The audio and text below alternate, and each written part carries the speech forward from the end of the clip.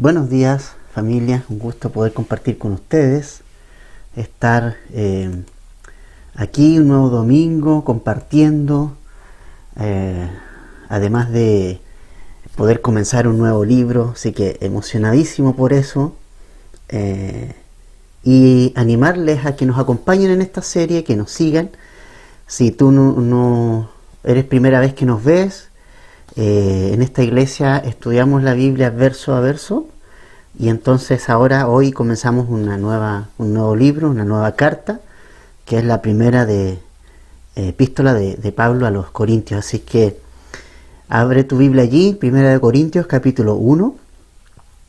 Voy a leer los primeros 3 versículos, que son los que hoy día vamos a ver. Vamos a hacer una introducción, vamos a orar luego y vamos a comenzar a ver lo que el Señor nos tiene que decir. Entonces vamos a leer los primeros 3 versículos ya de 1 Corintios 1. Dice Pablo, llamado a ser apóstol de Jesucristo por la voluntad de Dios, y el hermano Sóstenes, a la iglesia de Dios que está en Corinto, a los santificados en Cristo Jesús, llamados a ser santos, con todos los que en cualquier lugar invocan el nombre de nuestro Señor Jesucristo, Señor de ellos y nuestro. Gracia y paz a vosotros, de Dios nuestro Padre y del Señor Jesucristo. Entonces, Padre, queremos venir a ti esta mañana y venimos, Señor, humildes, Señor, para recibir tu palabra, Señor. Esta carta que hoy iniciamos, Padre, sea hablando a nuestra vida y que caiga en este corazón, que sea una buena tierra, Señor. Que nuestro corazón sea una buena tierra donde de verdad tu palabra dé fruto, Señor. Que no cerremos nuestro corazón a tu trato, Señor, a tu palabra, Señor. Es importante la mente, Señor, importante el oído, escuchar, pero más importante es que eso pase a nuestro corazón, que pase a la vida práctica, Señor. Y oramos que nosotros seamos hacedores de tu palabra y no tan solamente oidores de ella, Señor. Guarda a cada hermano o hermana que está en línea, Señor. Si alguien nos oye por primera vez, Señor, que tú hables también a su vida y puedas convencer de pecado y traerlo a Cristo, Señor. En el nombre de Jesús, amén. Bueno, entonces, familia, hoy día vamos a ver los primeros 3 versículos y vamos a hacer una especie de introducción a esta primera carta de los Corintios, una serie que nosotros le hemos puesto de carnales a espirituales, y creo que todos de alguna manera somos carnales, ¿verdad? Todos de alguna manera hemos hecho cosas en la carne. Probablemente tampoco sea la última vez que hagamos cosas en la carne. La carne nos persigue, la carne es algo fuerte en nosotros. Recuerdo una vez, muy poquito tiempo atrás, hablé con el pastor Raúl Riz telefónicamente, y yo le contaba, bueno, pastor, uno toma a veces decisiones en la carne, a veces uno es carnal. Él me decía, Edgardo, todos somos carnales. Todos somos carnales, y agradezco a Dios por el pastor Raúl Riz, porque en realidad tú ves que es un tremendo hombre de Dios y todo, y que él te diga, ¿no? Si él dice todos somos carnales, bueno, ¿qué queda para mí? Entonces, lo primero que tenemos que hacer es reconocer que no somos espirituales de manera natural, somos carnales de manera natural. O sea, traemos la carne de nuestra vida, somos carnales porque estamos en este cuerpo carnal. ¿Ya? El día en que nosotros vayamos al Señor y este cuerpo sea transformado, entonces ahí recién nosotros vamos a tener completa libertad, completa, total, de este cuerpo carnal. Pero lo importante es que sí podemos avanzar, sí podemos pasar de este estado carnal, sí podemos ir caminando este camino y pasar de ser carnales, ¿verdad?, a pasar a ser espirituales. Pero para que eso ocurra, tenemos que tener un corazón enseñable. Y creo que ese es un punto muy importante, porque cuando nosotros estudiemos la segunda carta a los Corintios, después de esta, nos vamos a dar cuenta que los hermanos corintios, pese a que Pablo les escribe súper claro, o sea, Pablo es muy amoroso, pero como es amoroso y ama a estos hermanos, también es muy claro en lo que tienen que ellos hacer y en lo que no tienen que hacer. Y ellos, ¿sabes qué? Ellos prestan oído, ellos toman el consejo de Pablo, y en la segunda carta a los Corintios vemos que ellos avanzan, que ellos dejan ciertas prácticas, que ellos toman el consejo. Entonces, creo que si queremos pasar de ser carnales a espirituales, creo que una de las primeras cosas que tenemos que hacer es ser humildes para recibir la palabra de Dios, tener un corazón enseñable delante de Dios. Ahora bien, ¿qué onda Corintios? O sea, quiero que hablemos un poquito de la ciudad, porque es muy importante que entendamos el contexto en que todo esto se va a desenvolver, el contexto de la ciudad. Una ciudad de Corinto que está ubicada, ¿verdad?, en el área de Grecia. Recordemos, conquistada por Roma, fue una ciudad que en algún momento fue destruida, pero fue reconstruida bajo el Imperio Romano. Y era una ciudad que estaba en un istmo. ¿Qué es un istmo? Es una franjita de tierra que une una parte del mar con otra parte del mar. Entonces, era bien angostita esa parte. Si pudieras tener un mapa, creo que están en las Biblias, y puedes ver el mapa de los viajes del apóstol Pablo, por ejemplo. La iglesia de Corinto fue fundada en el segundo viaje misionero, hacia el final del segundo viaje misionero de Pablo. Te vas a dar cuenta que en ese mapa aparece Corinto, y aparece justamente el mar Mediterráneo por de este lado, un istmo que se llama, que es una franjita de tierra, y al otro lado nuevamente el mar. Entonces, ¿por qué es importante la ubicación geográfica? Porque era una ciudad tremendamente comercial, o sea, era próspera económicamente, tenía 2 puertos de un lado y del otro, o sea, era un tráfico comercial. Además, tenía rutas comerciales terrestres también. Por lo tanto, la ciudad de Corinto es una ciudad tremendamente comercial, próspera, donde mucha gente iba a buscar oportunidades de surgir económicamente, ¿ya? De alguna manera, allí había todo tipo de comercio. En estos 2 tipos de puertos recibía embarcaciones, y finalmente lo que hacía Corinto en el fondo era una conexión de una parte de Grecia con el Peloponeso también. Entonces, es importante lo que pasa allí, en esta ciudad. Podríamos decir también que esta ciudad era una ciudad que era muy dada a la filosofía, ¿no? Eran personas que buscaban la sabiduría, que les gustaba la palabrería, la elocuencia, y buscaban la sabiduría humana. De alguna manera les impactaba el tema de la filosofía, les gustaba, ellos discutían, había un teatro allí. Por lo tanto, que podríamos pensar que era una ciudad súper culta, ¿no? Súper culta. Les atraía también el tema deportivo. Ellos tenían un cuidado de sus cuerpos así, pero ya casi enfermizos. O sea, ellos buscaban la perfección humana en el cuerpo. Ellos se cuidaban, ¿no? Sus cuerpos, marcaban sus músculos. Los hombres buscaban la perfección en el cuerpo. Era una ciudad entregada al culto, al cuerpo, ¿ya? Habían también en esta ciudad, se celebraban 2 veces al año los famosos Juegos Istmicos, que es como algo como los Juegos Olímpicos, en que también se hacía este tipo de... hacía algo similar a lo que eran los Juegos Olímpicos, ¿no? Habían distintas disciplinas y la gente ahí competía 2 veces al año, y la ciudad se paralizaba en torno a esos eventos deportivos. Y también, y creo que una cosa importante, es que había mucha idolatría, mucha idolatría, y a la vez mucha inmoralidad sexual. Entonces aquí tú ves que de repente tú puedes pensar, bueno, es que una ciudad culta, entre comillas, ¿no? una ciudad que tiene teatro, una ciudad que es, podríamos decir, filosófica, podría ser una ciudad moralmente correcta. Al contrario, era una ciudad completamente entregada a la inmoralidad sexual de una manera impresionante.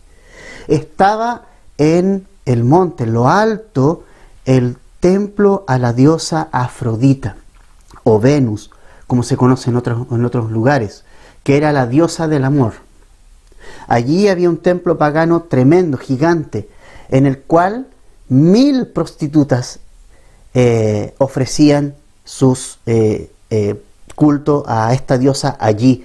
Y el templo de la diosa Afrodita era mantenido justamente económicamente a través de la prostitución ejercida por estas 1000 mujeres que durante la noche bajaban a puerto, contactaban clientes, tenían relaciones sexuales y lo que les llegaba por ese dinero era también llevado al templo para mantener allí el templo. Por lo tanto, el culto a la diosa del amor, entre comillas, ¿no? Afrodita, Venus,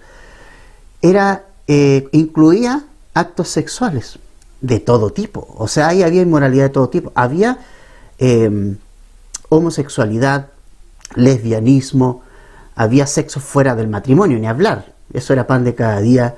Había también pedofilia. Ojo, la pedofilia no es nueva. Los griegos eran muy pedófilos. Por eso te digo que muchos me dicen, mira, pastor, si hubiera más educación, si la gente entrara más a la universidad. Nunca la gente entró más a la universidad que la generación presente. Y es la generación más inmoral que nosotros hemos visto. Educación no es sinónimo de hacer lo correcto.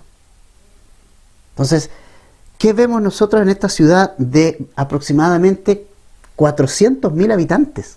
O sea, estamos hablando de una gran metrópoli y una ciudad cosmopolita que venía gente de todos lados, ¿no? Entonces, es una ciudad completamente esclavizada al pecado. Pero una cosa importante, el Señor llevó a Pablo a este lugar. Una ciudad inmoral, pero que no está fuera de las gracias de Dios. Eso es muy importante.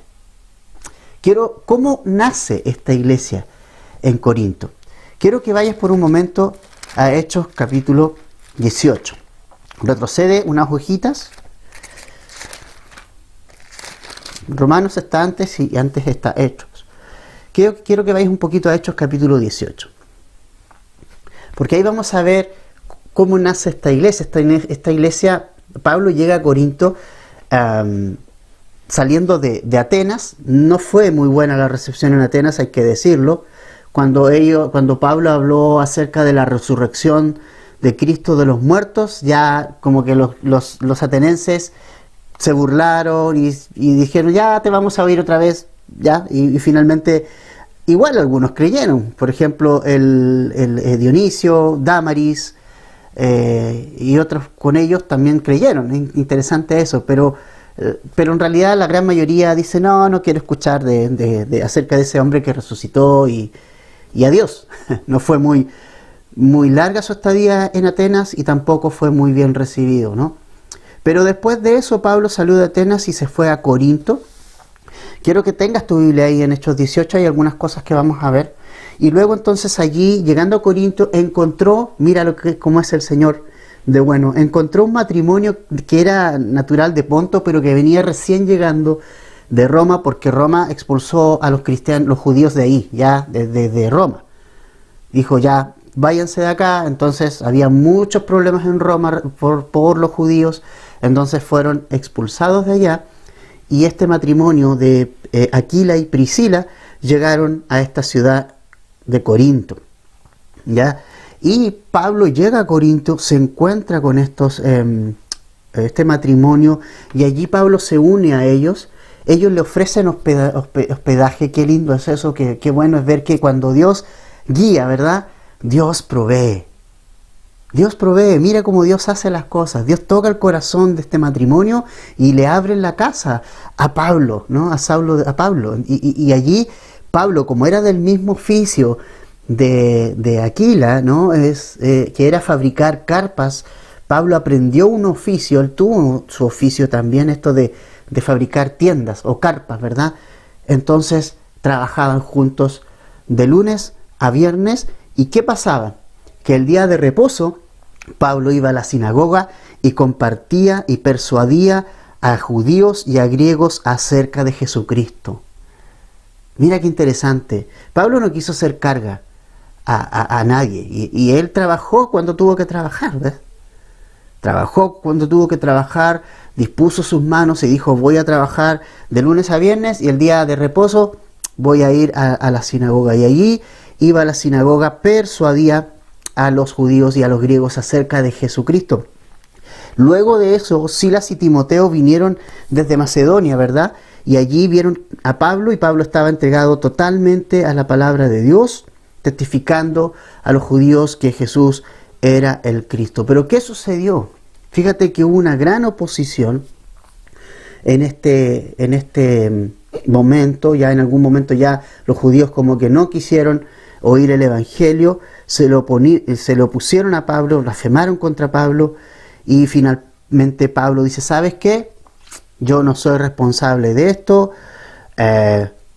me voy, ya les entregué el Evangelio, y entonces yo ahora me voy a los gentiles. Me voy a los gentiles, me voy a los no judíos, ¿verdad?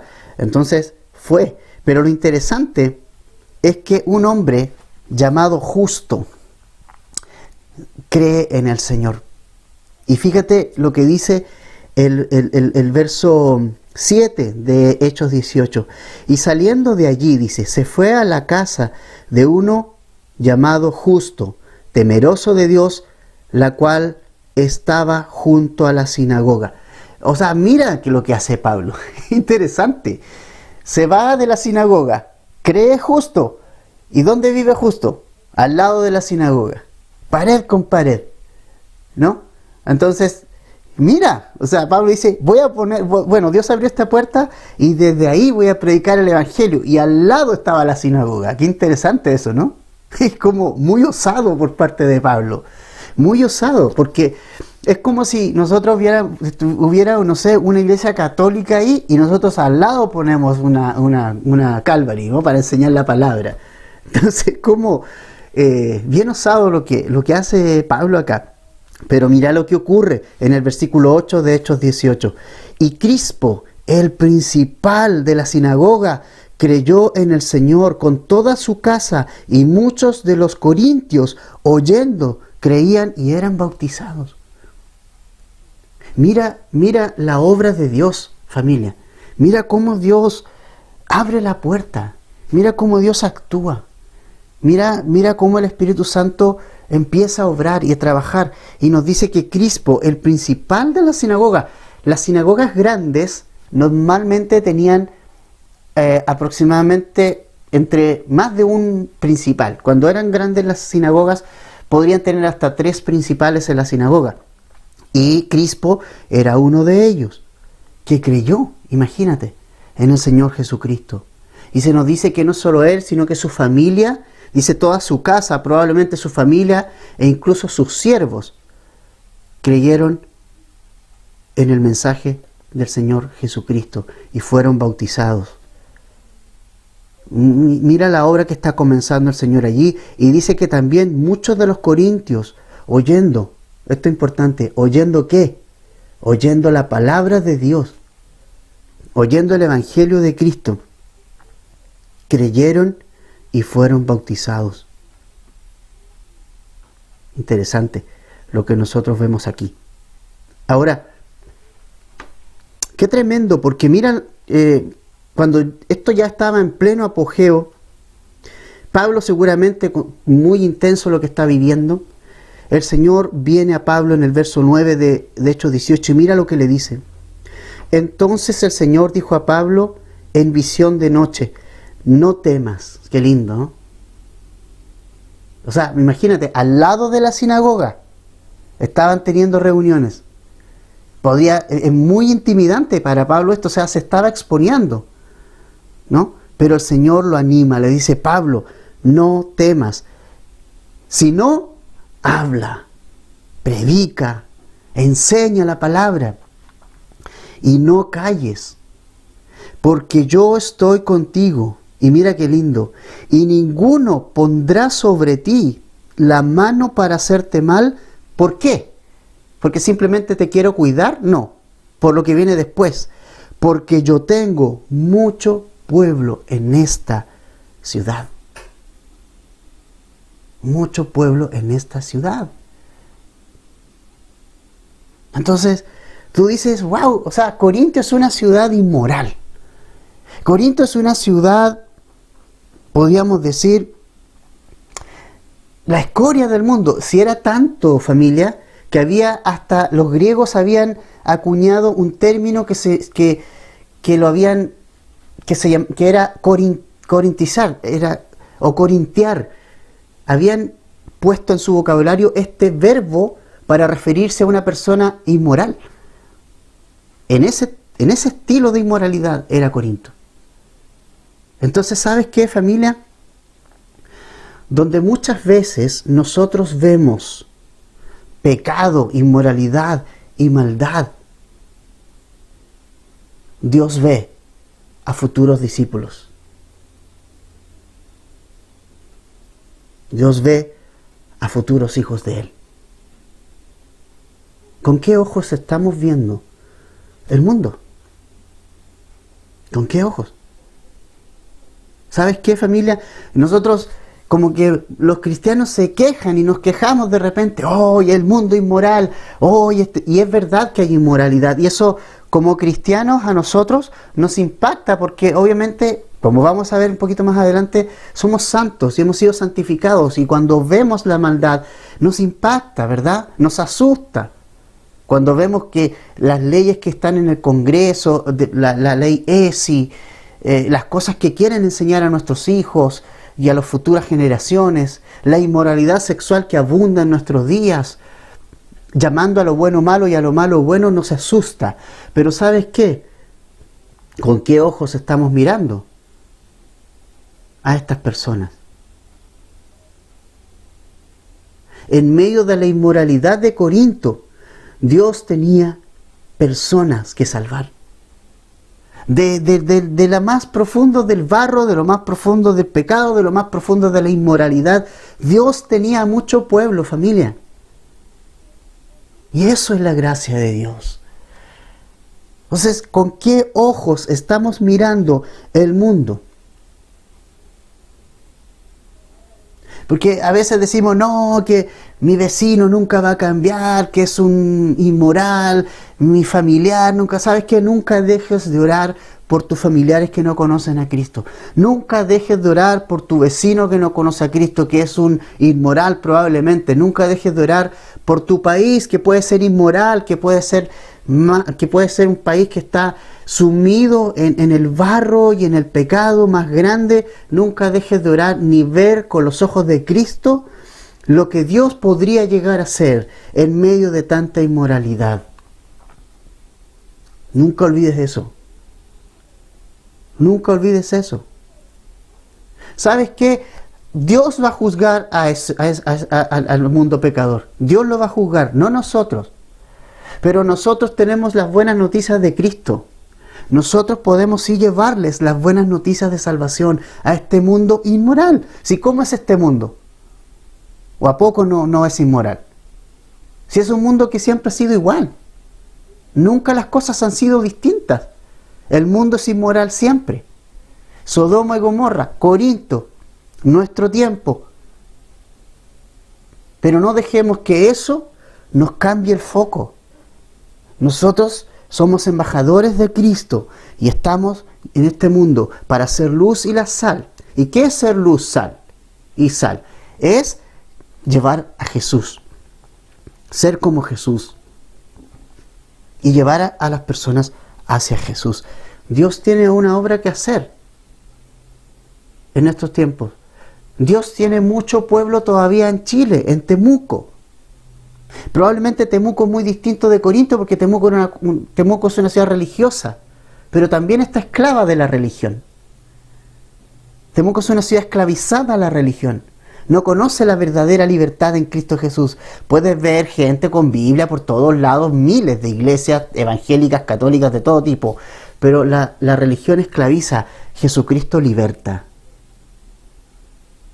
Jesucristo liberta.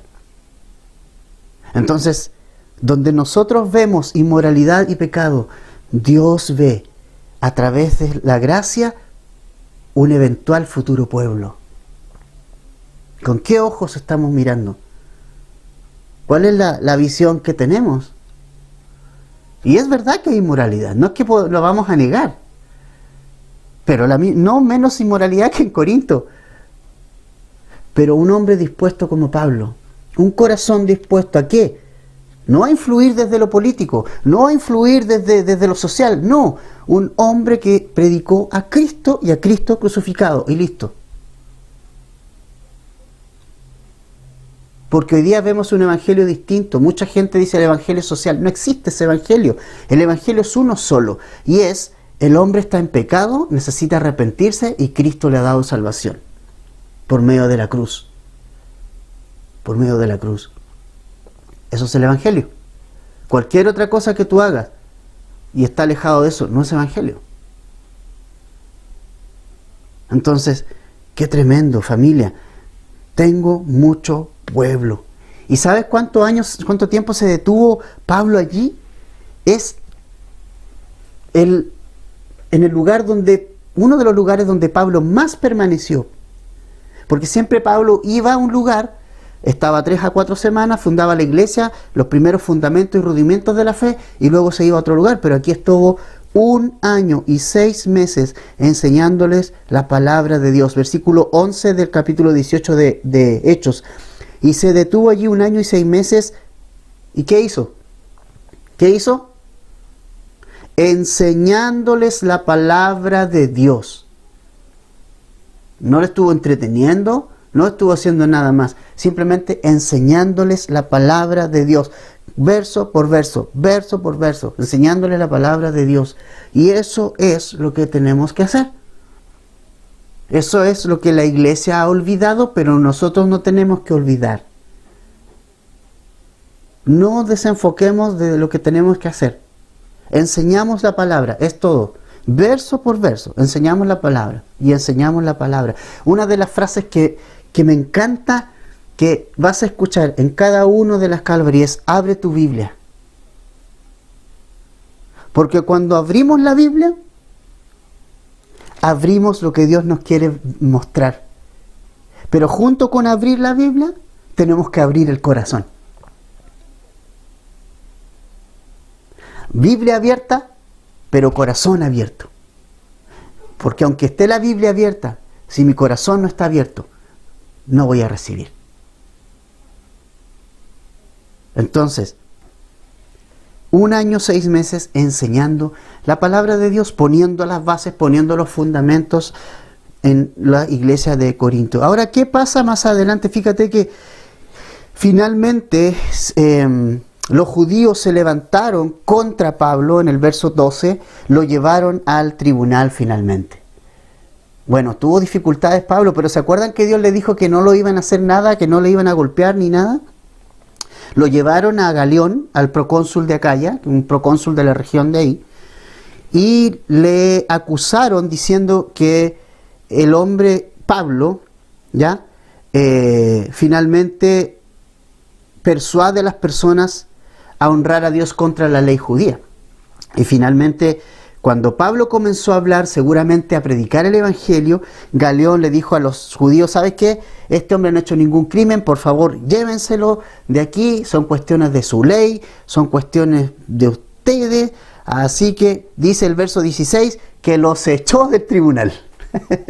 Es decir, les dijo: váyanse, váyanse, váyanse, váyanse. Partieron, ¿ya? Los echó. Los echó. Y sabes que hay una persona aquí que es bien interesante. El verso 17 de Hechos 18 dice: entonces todos los griegos, apoderándose de Sóstenes. ¿Quién era Sóstenes? El principal de la sinagoga. Le golpeaban delante del tribunal, pero a Galión nada se le daba de ello. Es decir, fíjate, Dios protege a Pablo, Pero el pobre Sóstenes, que era el que había dirigido esta revuelta porque era uno de los principales de la sinagoga, que estaba contra Pablo, es golpeado. Y mira, vamos ahora a 1 Corintios 1, que dice, verso 1, Pablo, siervo de Jesús, perdón, aquí está.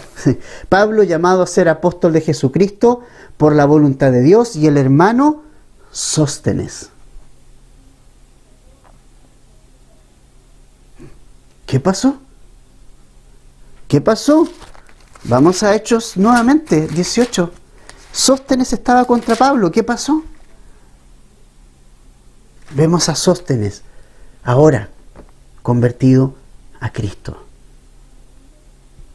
Uno de los que llevó a Pablo al tribunal. Al tribunal.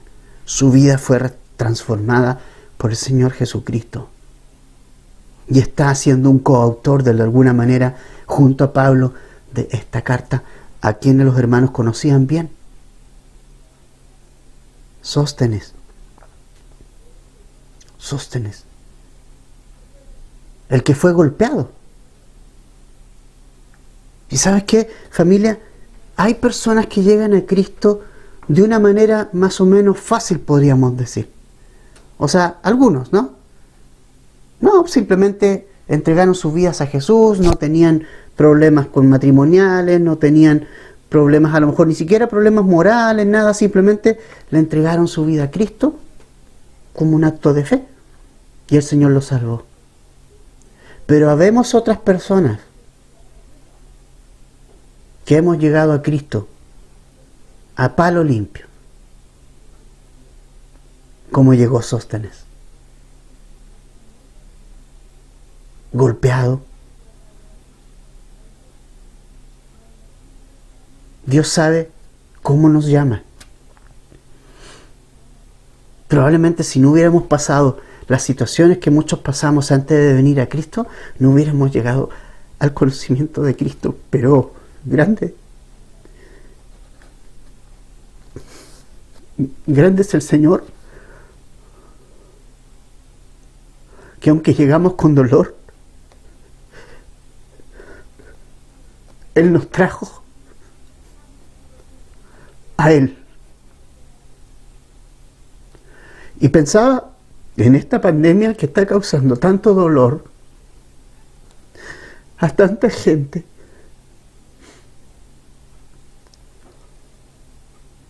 Cientos de personas mueren en Chile al día.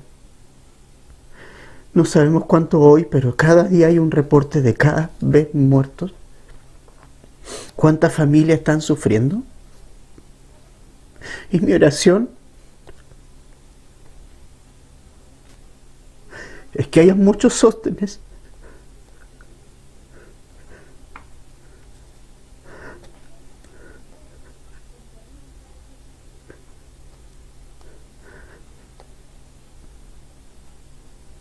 entre estas personas que están sufriendo.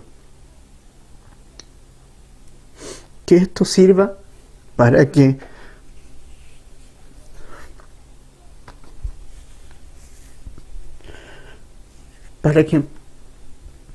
este dolor traiga a las personas a Jesucristo. Y también traiga a muchos cristianos extraviados y perdidos de la fe, también los traiga a Cristo. Los palos trajeron a Sóstenes a Cristo.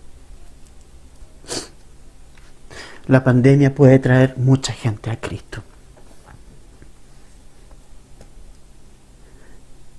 Entonces, Pablo comienza esta carta diciéndonos, Pablo llamado a ser apóstol de Jesucristo por la voluntad de Dios.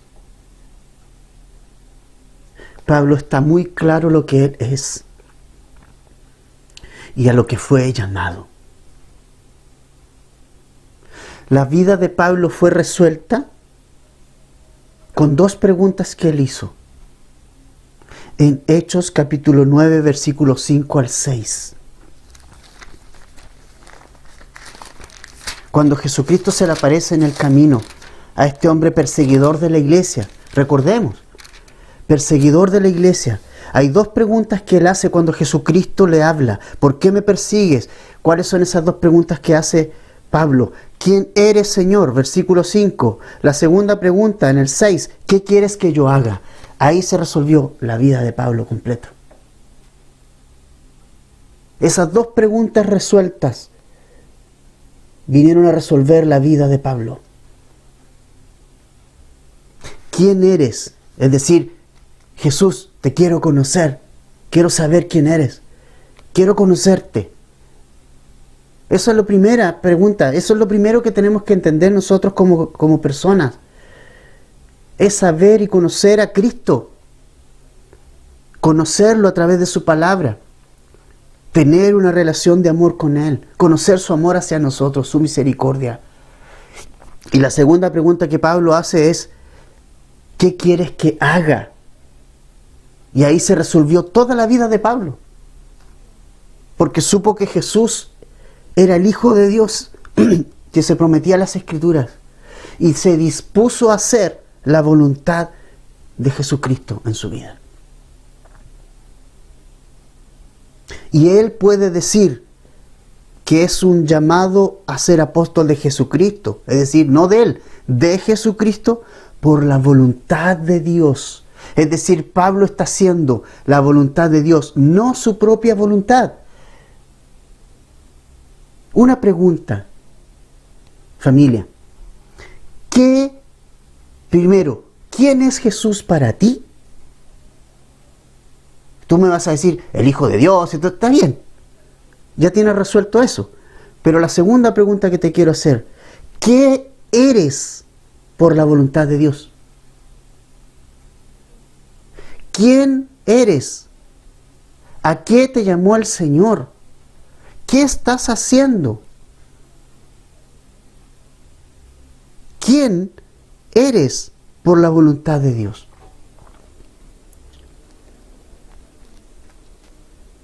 ¿Estás haciendo lo que Dios quiere que hagas? ¿Estás siendo el hombre, la mujer que Dios quiere hacer? Por eso, una de las cosas, familia, que vamos a ver en Corintios, que es muy importante, es que pertenezcas a una iglesia local. ¿Qué significa eso?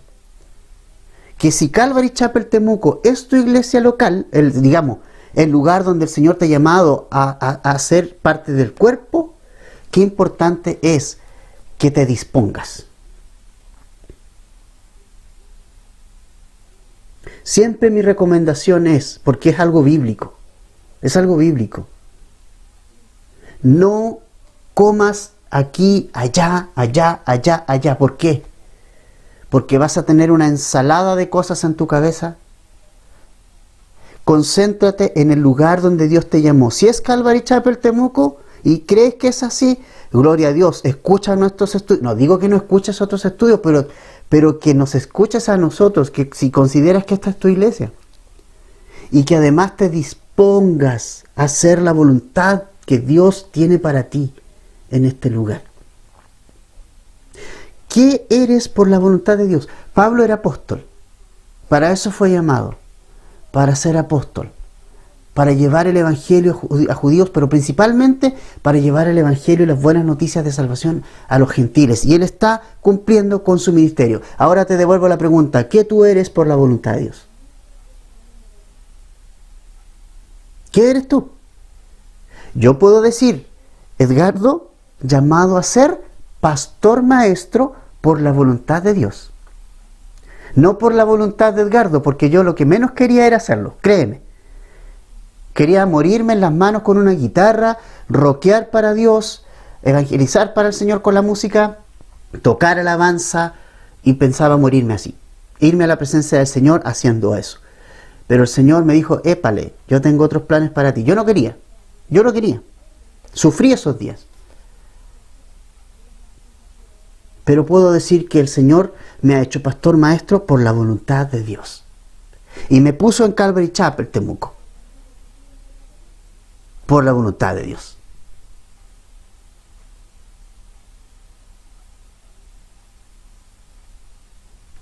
Devuelvo la pregunta otra vez. ¿Qué eres tú por la voluntad de Dios? Interesante. Verso 2 entonces. Esta carta que Pablo escribe junto al hermano Sóstenes, a quien Dios transformó. ¿A quién dirige entonces esta carta? Verso 2, a la iglesia de Dios que está en Corinto, a los santificados en Cristo Jesús, llamados a ser santos con todos los que en cualquier lugar invocan el nombre de nuestro Señor Jesucristo, Señor de ellos y nuestro. Es decir, esta carta se escribe, interesante, no a la iglesia de Corinto. Dice a la iglesia de Dios. ¿De quién es la iglesia? ¿De Pablo? ¿De Timoteo? ¿De Sóstenes? No. La iglesia es de Dios. Es de Jesucristo. El único que puede decir mi iglesia es Jesús. Yo no puedo decir ustedes son mi iglesia. No, porque no son mi iglesia. El único que puede decir mi iglesia es Jesucristo. Mi iglesia. Cuando Pedro dijo, tú eres el Cristo, el Hijo del Dios viviente, y el Señor le dijo, bienaventurado eres Simón, porque tú no dijiste esto por ti mismo, sino que el Espíritu Santo te lo reveló. Y sobre lo que tú has dicho, edificaré mi iglesia. Mi iglesia, dijo Jesús. Por tanto, la iglesia no es de hombre alguno. La iglesia no es de Pedro, como piensan los católicos. La iglesia no es del pastor. La iglesia no es de nadie. La iglesia de la única persona que es de Jesucristo. Entonces es interesante. No dice la iglesia de Corinto, dice la iglesia de Dios que está en Corinto. ¿Ok? O sea, geográficamente está en Corinto, pero no es la iglesia de Corinto, es la iglesia de Dios. Familia, ustedes son de Dios, no son de míos. Son de Dios. Son ovejas de Él, de Cristo. Él es su pastor. Solamente Dios usa a pastores maestros y a todo lo que vamos a ver, los ministerios que vamos a ver más adelante, para la edificación del cuerpo, pero la cabeza y a quien se lleva toda la gloria y quien hace todas las cosas y para quien son todas las cosas es el Señor Jesucristo. De Él es la iglesia, de Él es, y las ovejas son de Él, y las ovejas son libres, son de Él. Son de Él. Entonces, esta iglesia de Corinto, fíjate tú lo que dice, que esta iglesia es santificada en Cristo Jesús. Qué tremendo, porque ya dijimos la inmoralidad que había acá en Corinto. Había muchísima inmoralidad. Pero esta iglesia ha sido llamada, ha sido santificada en Cristo Jesús. Y fíjate tú que hay dos tipos de santificación. Primero, la santificación posicional. ¿Qué significa esto? Que cuando fuimos salvos, cuando vinimos a Cristo, pusimos nuestra fe en Él, tenemos una posición en Cristo. Y esa posición delante del Padre es de santos. O sea, es decir, tú y yo, hermanos, familia, hemos entregado nuestra vida a Cristo, somos santos. Yo sé que esto es difícil de entender porque el concepto de santo está como pensado con todo este pensamiento religioso que hay dando vuelta en muchas partes. Bueno, nosotros vemos que santo se dice normalmente de personas que, no sé, porque son beatificadas, ¿cierto? Que hacen un milagro. No. La Escritura nos dice que hemos sido y somos llamados y somos hechos santos por solo creer en Cristo Jesús. Creemos en Cristo, somos llamados a ser santos. Somos santos, apartados. Eso quiere decir, pero no, Él nos ha apartado, Cristo nos ha apartado para Él. Entonces, cuando Dios nos ve a nosotros, el Padre nos ve a nosotros, familia, nos ve a través de Cristo. Esa es la santidad posicional. Y nos ve como santos. Como si nunca en la vida hubiésemos pecado. ¡Qué bendición! ¡Qué bendición! Porque somos pecadores, seguimos siendo pecadores. Juan nos dice que si nosotros decimos que no tenemos pecado ahora que somos cristianos, somos mentirosos. Pero Dios ve nuestra vida por medio de Cristo y nos ve santos. Santos. Tú y yo, familia, si hemos venido a Cristo, somos santos. Tenemos una posición y somos santos. La segunda santificación es la santificación práctica y progresiva, que es distinta. Porque somos santos, hemos sido santificados en Cristo, pero la segunda parte también hay algo personal. Dice, llamados a ser santos. Es decir, aquí también nosotros estamos siendo llamados a una vida práctica. La santidad y santificación progresiva. Es decir, que vamos a medida que vamos creciendo, conociendo al Señor, nuestra vida se va llenando cada vez más de Cristo. Y es interesante que Pablo escriba esto a los Corintios porque era una iglesia carnal. Era una iglesia carnal y eso vamos a tratar en esta carta. Había muchísimos problemas. Había división.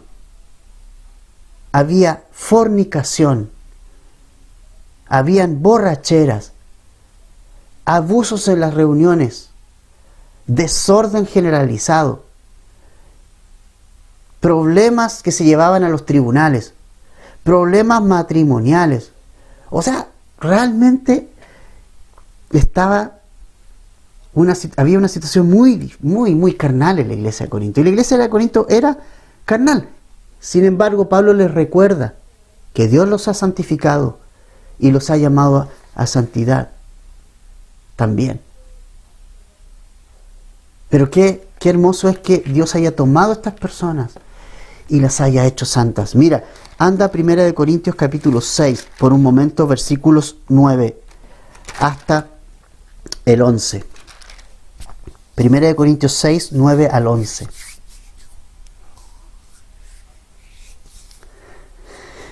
Nos recuerda lo siguiente el apóstol. ¿No sabéis que los injustos no heredarán el reino de Dios? No erréis, ni los fornicarios, ni los idólatras, ni los adúlteros, ni los afeminados, ni los que se echan con varones, ni los ladrones, ni los avaros, ni los borrachos, ni los maldicientes, ni los estafadores heredarán el reino de Dios. Pero nota el 11. Y esto erais algunos. ¡Oh! Nunca se nos olvide lo que nosotros éramos antes de venir a Cristo. Nunca. Pero mira lo que dice después. Mas ya habéis sido lavados. Ya habéis sido santificados. Ya habéis sido justificados en el nombre del Señor Jesús y por el Espíritu de nuestro Dios.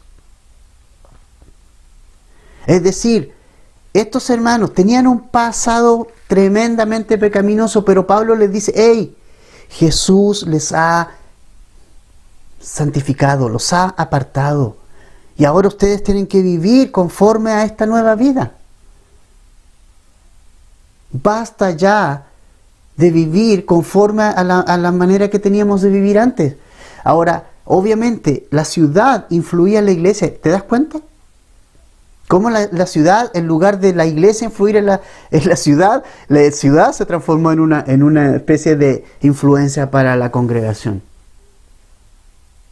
Y muchos seguían en la misma inmoralidad y peor.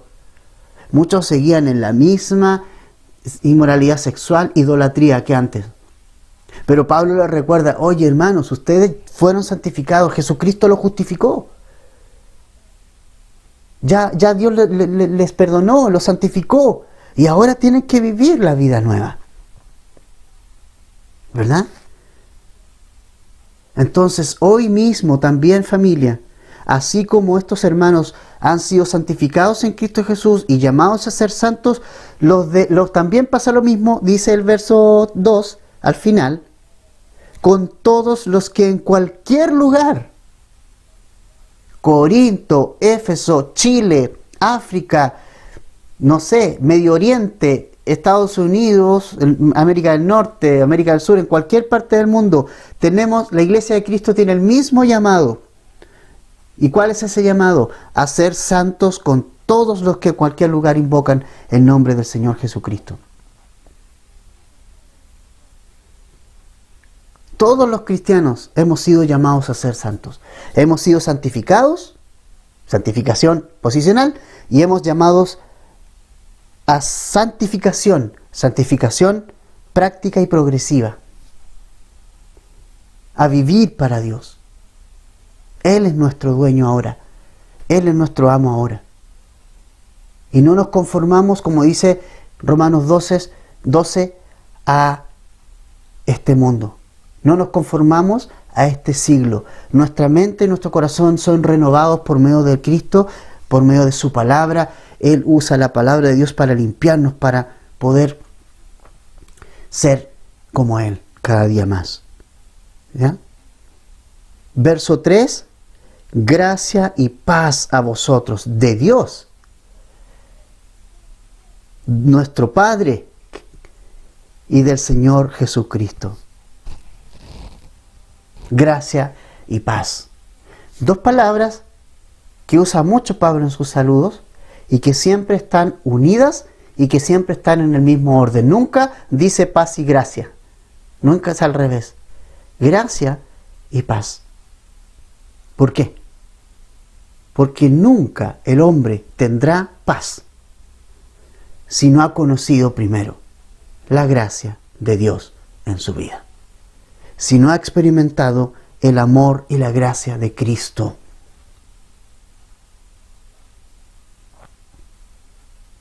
Romanos 5:1 dice, justificados pues por Jesús, ¿cierto? Por la fe en Jesús, tenemos paz para con Dios. Mientras no se arregle la relación entre el hombre y Dios a través de la gracia de Dios, creyendo por la fe en Cristo, nunca va a haber paz. ¿Por qué gente de iglesia no tiene paz? ¿Por qué gente religiosa no tiene paz? Porque siguen a Jesucristo por miedo o por obras. Porque no han descubierto el amor y la gracia de Cristo para sus vidas. Porque la religión dice, el hombre lo lleva a exaltarse a sí mismo. Es como que no, si tengo obras, si puedo hacer las cosas bien. Y la gracia es, tú no puedes hacer las cosas bien. Por eso, Cristo lo hizo por ti. Gracia y paz. ¿De quién hemos recibido la gracia? De Dios nuestro Padre. Y ahí está la gracia de poder llamar a Dios Padre. O sea, mira esto. Observa. Hoy puedes llamar a Dios Padre. Solo por la gracia de Dios. No porque tú seas especial, porque yo soy especial, ¿no? No. Nosotros estábamos muertos. Muertos. ¿Y qué olor tiene un muerto? A ver. A lo mejor no trabajamos en una morgue, pero el olor de un muerto, ¿cómo es el olor de un cuerpo muerto? Es putrefacto. Ese olor teníamos delante de Dios antes de conocer la gracia de Cristo. Un olor a muerto, insoportable. Pero Cristo, en su gracia, nos dio vida, estando muertos en nuestros delitos y pecados. Por medio de su Hijo Jesucristo, venimos a llamar Padre a nuestro Dios. Y ya no estamos muertos. Ahora estamos muertos para el pecado, pero estamos vivos para el Señor. y podemos llamar a nuestro Dios Padre,